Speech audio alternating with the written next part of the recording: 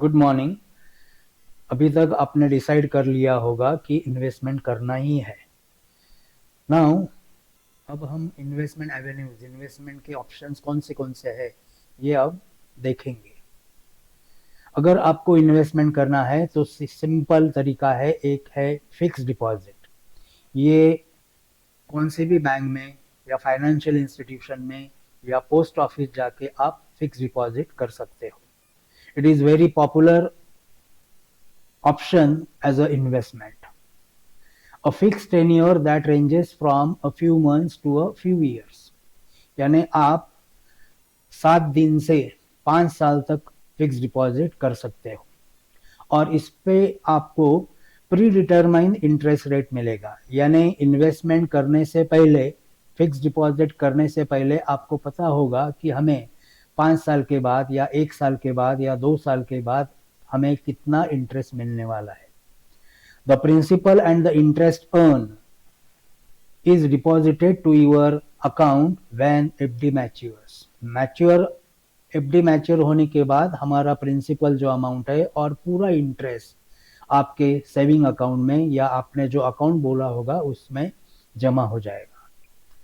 दूसरा प्रकार है इन्वेस्टमेंट ऑप्शन का RD account, that is recurring deposit account. This is a type of secured investment and is suitable to those who want to invest on a monthly basis. मान लीजिए आपको एक lump sum amount जमा करना, deposit करना मुश्किल है, तो आप हर महीने स्मॉल अमाउंट्स आरडी अकाउंट में भर सकते हो।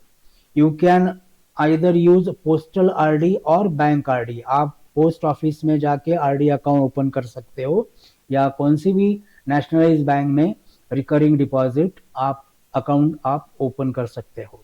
इसमें आप मिनिमम 100 रुपए पर मंथ डाल सकते हो और upper limit, maximum limit, there is no maximum limit on recurring deposit account. Generally bank offers RD for a minimum tenure of 6 months to a maximum period of 10 years. So these are the advantages of recurring deposit account.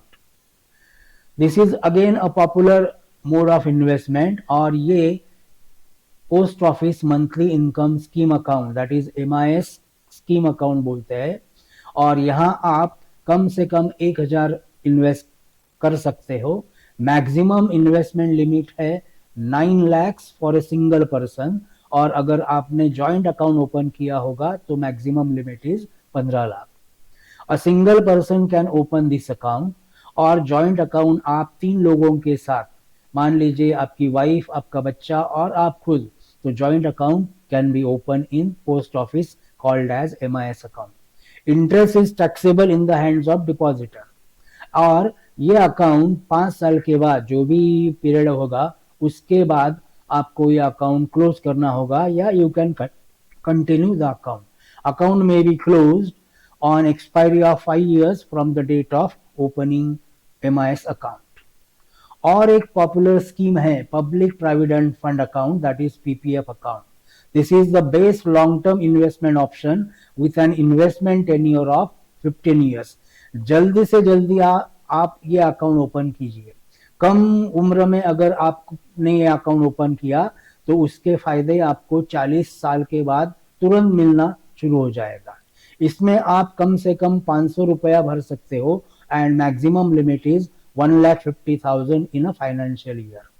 और इसकी एक खासियत है, interest earn is tax free under income tax act.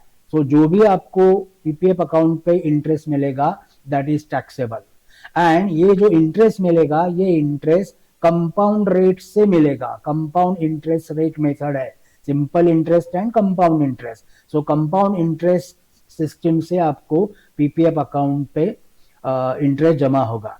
This account can be extended for a further block of 5 years and so on. 15 साल के बाद आप और 5 साल और 5 साल और 5 साल, आप जब तक आपको PPF अकाउंट में पैसा भरना अवेलेबल है तो ये अकाउंट आप कर सकते हो। और मेरी तो आपसे रिक्वेस्ट है कि जल्दी से जल्दी PPF अकाउंट ओपन कीजिए। Another way of post office is investment option is national saving certificate. कौन से भी व्यक्ति, a single adult can purchase national saving certificate. Joint account से भी आप नेशनल सेविंग सर्टिफिकेट्स ले सकते हो. कम से कम 1000 और मल्टीपल ऑफ 100 रुपीज से आप नेशनल सेविंग सर्टिफिकेट्स ले सकते हो. और again there is no maximum upper limit on investment in national saving certificate. The deposit shall mature on completion from the date of deposit.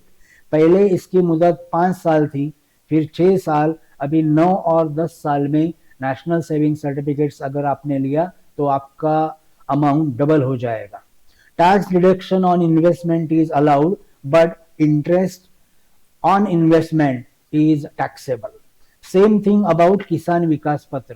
So national saving certificate आप ले सकते हो as well as किसान विकास पत्र आप ले सकते हो. Thank you very much. Happy learning. Good day.